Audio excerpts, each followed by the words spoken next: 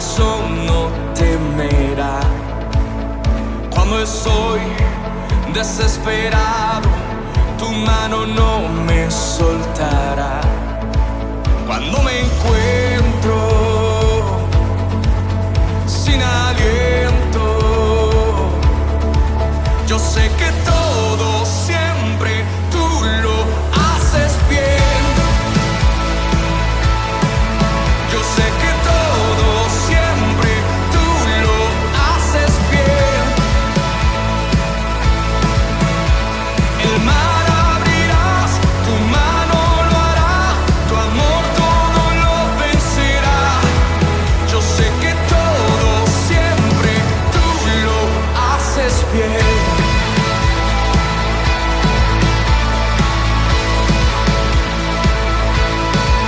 Al caminar por esos valles, tú vas conmigo, tú eres fiel.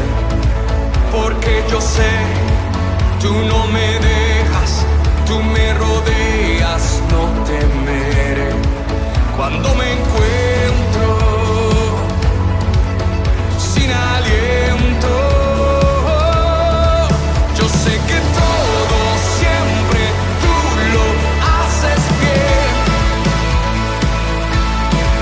Yo sé que todo siempre tú lo haces bien. El mar abrirás, tu mano lo hará, tu amor todo lo vencerá. Yo sé que todo siempre tú lo haces bien.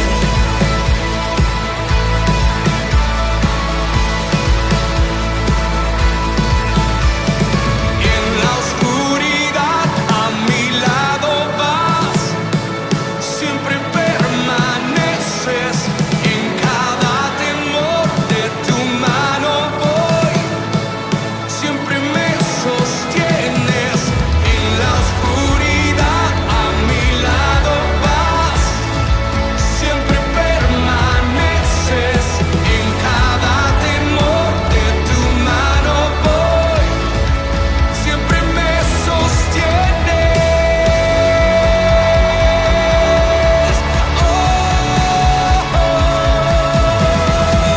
Yo sé que todo siempre tú lo haces bien. Yo sé que todo siempre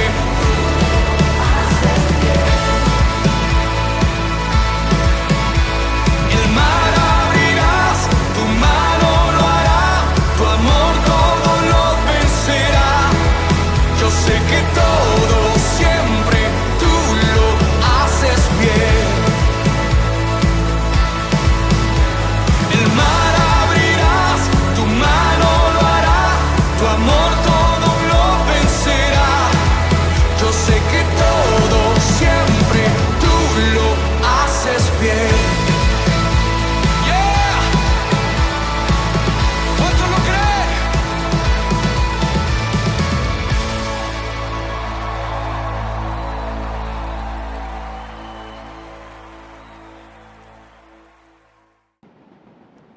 ¿Qué tal, amada familia de Iglesia Restauración? Qué gusto, qué privilegio nuevamente estar con ustedes compartiendo este tiempo tan hermoso, compartiendo una lección más de su presencia en casa, una porción de las Escrituras que puedan traer a sus vidas, a nuestras familias, edificación, bendición, que ese es el anhelo de nuestro corazón. En esta ocasión y la siguiente enseñanza yo le titulé Ambientes. Creo firmemente que el propósito de su presencia en casa es precisamente generar un ambiente de presencia del Señor, de su gloria, de la bendición del Señor sobre cada casa, cada familia. Por eso yo denominé a esta lección de esa manera, ambientes. Y quiero iniciar esta enseñanza haciéndote una pregunta y que esa pregunta tú la puedas responder en tu corazón. ¿Cuál es el ambiente que impera dentro de tu hogar y del mío? ¿Cuál es el ambiente? Si tú pudieras definir ese ambiente con una sola palabra, ¿cuál sería? Muy honestamente, independientemente de un lenguaje evangélico o de lo que a veces dentro de la iglesia decimos y que creemos que Dios está en todos lugares y en todo momento, ¿qué ambiente caracteriza nuestro hogar? A lo largo de las Escrituras podemos mirar, amado, que la vida de muchos hombres y muchas mujeres fueron afectados de manera gloriosa por causa de la presencia del Señor. Transformaciones impresionantes, sanidades, milagros, prodigios, señales de parte de Dios. No hablemos ya del tiempo en el que Jesús caminó sobre la tierra. Fueron 3 años gloriosos, impresionantes, cual nunca habían existido sobre la tierra, porque es indudable que cuando la presencia del Señor está en un lugar, no pueden permanecer igual. Las vidas, los corazones son transformados de forma inmediata. Y acá es donde entramos de pronto a una contrariedad, porque muchas veces como creyentes nos congregamos en las iglesias, estamos en nuestras reuniones cargadas de un ambiente de la presencia del Señor, pero ese mismo día y a veces en ese mismo lapso del día llegamos a nuestras casas y de pronto nos topamos con ambientes que son a veces tan contrarios a lo que vivimos cuando nos reunimos. Y hay como una incongruencia, no sé si a ti te suceda o nada más a mí o a cuántos de los que estamos ahora en este momento reunidos nos pueda pasar, pero de pronto venimos a la iglesia, levantamos manos, como familia en la fe adoramos, Dios viene y se manifiesta, pero ¿qué sucede después? ¿Por qué cuando regresamos a nuestros hogares todavía no logramos brincar ese obstáculo y experimentar también en nuestras casas un ambiente de la gloria y de la presencia del Señor? Yo quiero que vayas conmigo, por favor, a primero de Samuel, primer libro de Samuel, capítulo 7, versículo 1. Vamos a leer el 1 y el 2. Esta es una enseñanza o es una porción de la Escritura que seguramente tú has escuchado y has leído. Y con esto yo quiero hacer notar, no de ninguna manera que tú puedas sentirte ni señalado, ni que todo lo estamos haciendo mal, nada, no es la intención, pero es una realidad que muchos hogares de creyentes genuinos están plagados de otro ambiente que no es la presencia del Señor. Muchos hogares de creyentes están plagados de violencia, de maltrato, de asperezas, de mentira, de indiferencia, de enfermedad, de murmuración, de amargura, de muchos otros ambientes que son totalmente diferentes a lo que la presencia del Señor produce. Y Dios no quiere eso en tu vida y en la mía. La voluntad del Señor es de que desde el momento en el que Él fue a la cruz y Él soñó y pensó en ti y en mí, era en transformar nuestra vida, en que se pudiera generar alrededor de nosotros un ambiente de su presencia que nos cubra, como dice el Salmo 91, ¿verdad? El que habita al abrigo del Altísimo morará bajo la sombra del Omnipotente. Hablar de sombra habla de un ambiente, habla de una cobertura, habla de un espacio de influencia, de un lugar y un ambiente de influencia de manera directa de Dios sobre nuestras vidas. Y esa es la voluntad de Dios. Eso es lo que Dios anhela producir en nuestras familias. Dice de la siguiente manera, primera de Samuel capítulo 7, dice: fueron entonces los hombres de Kiriat Jearim e hicieron subir el arca de Jehová a la serranía, y la colocaron en casa de Abinadab, y consagraron a Eleazar, su hijo, para que guardara el arca de Jehová.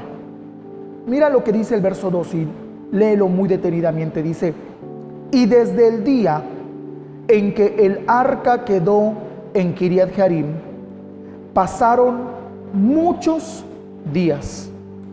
Llegaron a ser 20 años. 20 años. Y toda la casa de Israel suspiraba por Jehová. Suspiraba por el Señor. Si tú vas unos capítulos antes en Primera de Samuel, tú te vas a encontrar con que el arca del pacto, que era el lugar donde la presencia del Señor descendía y se manifestaba para su pueblo, para hablar a su pueblo, para dirigir a su pueblo, para bendecir a su pueblo, había sido robado, había sido llevado a un templo de un dios pagano que se llamaba Dagón. Pero la gloria de Dios no se puede mezclar. La presencia del Señor es indudablemente poderosa, transformadora, no solo en las vidas de las personas, de todo ser vivo, pero también es transformador y rompe, deshace cualquier obstáculo que quiera atentar contra su santidad, contra su pureza, contra la gloria misma de el Dios vivo al que tú y yo adoramos. Y según lo que la Escritura dice, aquel Dios pagano fue derribado a tierra, fueron cortadas sus manos y su cabeza, y ese pueblo que eran los filisteos tienen que devolver el arca. Ellos veían en el arca un Dios más al cual adorar y quizá riqueza que podía aumentar el valor de su nación, pero era la presencia del Señor. No era solo objetos de oro, de bronce, de plata, era la presencia misma del Señor que se manifestaba en ese lugar, en esa arca. Y por causa de esto Dios envía una plaga a este pueblo. Comienzan a salir tumores, la gente comienza a enfermar, empieza a morir, y los príncipes de este pueblo filisteo devuelven el arca a los israelitas. Pero dice la Escritura aquí en el versículo 1 y 2, dice que hicieron subir el arca y lo pusieron en casa de un hombre que se llamaba Abinadab, que era un sacerdote que ellos eligieron para que él cuidara, resguardara en su casa. Pero dice que pasaron 20 años y el pueblo suspiraba por Jehová. En pocas palabras, durante esos 20 años el arca solamente estaba, pero no había un milagro, no había un prodigio, no había una señal de que Dios quisiera volver a tener comunión y comunicación con ellos en ese lugar durante 20 años. ¿Tú puedes imaginar 20 largos años? 20 largos años de incertidumbre, de no saber qué pasaba, de que la vida de este pueblo continuó, pero seguramente había un vacío, había una añoranza, había frustración, había dolor, seguía habiendo enfermedad, muerte y tantas cosas que el pueblo de Israel tuvo que pasar durante esos 20 años en los que, aunque el arca del pacto, que representa la presencia del Señor, estaba en ese lugar, Dios no estaba hablando. Quiero que vayas conmigo ahora a 2 de Samuel, por favor. 2 de Samuel, capítulo 6, verso 9. El tiempo pasa, llega Saúl al poder. Saúl no hace el mínimo esfuerzo por recuperar la presencia del Señor manifestándose en el pueblo. Pero Dios había elegido a alguien que era Samuel, y Dios hablaba a través de Samuel. Me parece que es un ambiente o una escena muy parecida a la que hoy vivimos, ¿verdad? Porque en aquel entonces el pueblo ya no se preocupaba por ver que Dios hablara, porque ya lo hacía con Samuel. Aunque Dios había soñado desde el tiempo del Éxodo, cuando sacó a Israel de Egipto, Él quería manifestarse y hablarle a su pueblo y hacer subir al pueblo al monte para que le conociera, y el pueblo no quiso. Al pasar de los años, el arca estaba allí en una sola casa, sin que nadie hiciera algo más allá porque Dios se manifestara. Y Dios levanta a un joven, a una persona, a un niño en aquel entonces, de nombre Samuel. Y el pueblo, al ver que Dios hablaba a Samuel, entonces dijo: es suficiente. Le habla a Samuel, le preguntaremos a Samuel. Viene un rey que era Saúl y continuó el mismo ambiente, pero los años pasaron y Dios levantó a un nuevo rey. Su nombre era David, un joven que desde muy temprana edad creció con un hambre y un deseo de conocer a ese Dios legendario que hablaban los antiguos, que hacía obras impresionantes y que decía ser el Dios del pueblo al que él pertenecía. Y David miraba a ese Dios, y un día él se atreve a acercarse y Dios mira su corazón y lo pone como rey. Y en esta porción de la Escritura David ya era rey. Y dice que David, temiendo a Jehová, dice el versículo 9, aquel día dijo: ¿cómo ha de venir el arca de Jehová? Mira cuál fue la primera preocupación de David al llegar al trono. Temiendo David a Jehová, dijo: ¿cómo ha de venir? ¿Cómo puedo traer la presencia del Señor nuevamente a este lugar donde yo estoy? El arca estaba en un lugar, pero estaba lejos. Intentaron traerlo anteriormente, pero dice que Dios hirió a quienes lo trajeron y mató a uno de ellos de nombre Usa, porque era una temeridad lo que ellos estaban haciendo. Ellos no estaban respetando la forma en la que Dios quería que esa arca fuera trasladada. Y cuando eso sucedió, dice la Escritura que David temía al Señor. David no sabía qué era lo que estaba pasando, pero una cosa sí sabía: él quería la presencia del Señor. Él quería tener el arca operando en su casa, en el lugar principal, que era el palacio del rey. Y su primera pregunta es: ¿cómo voy a traer de regreso el arca? Verso 10: de modo que David no quiso traer para sí el arca de Jehová a la ciudad de David, y la hizo llevar David a casa de Obed-edom, geteo. Y estuvo el arca de Jehová en casa de Obed-edom 3 meses, y bendijo Jehová a Obed-edom y a toda su casa. Verso 12: fue dado aviso al rey David diciendo: Jehová ha bendecido la casa de Obed-edom y todo lo que tiene a causa del arca de Dios. Entonces David fue y llevó con alegría el arca de Dios de casa de Obed-edom a la ciudad de David. Encuentro una diferencia muy grande entre la casa de Abinadab y la casa de Obed-edom. Ambos venían de un linaje sacerdotal, pero no los dos tenían el mismo corazón. Abinadab trajo el arca a su casa, pero nunca comprendió el privilegio tan grande que Dios le estaba dando al poder tener el arca en su casa.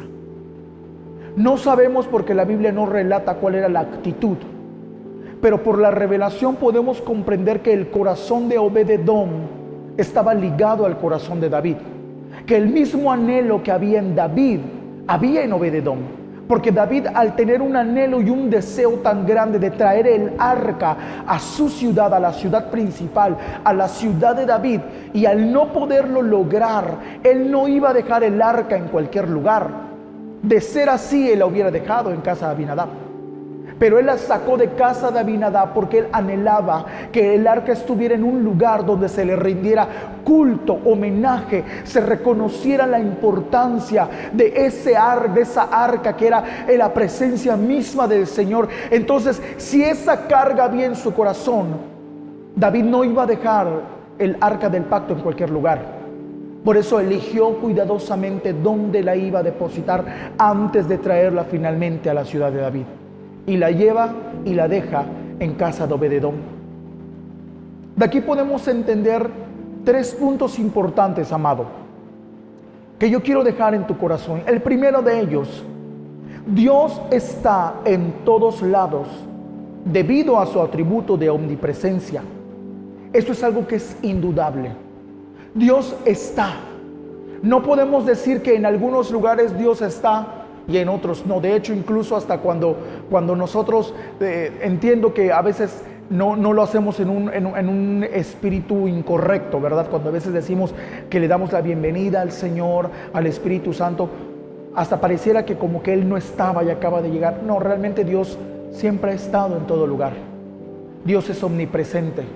A veces olvidamos esta realidad, que aunque estaba el arca del pacto allí en casa de Abinadab, Dios estaba en todo lugar y Dios estaba mirando el corazón de David. Por eso inquieta el corazón de David para mover el arca. Fue Dios mismo el que lo hizo. Dios está en todos los lugares, amado.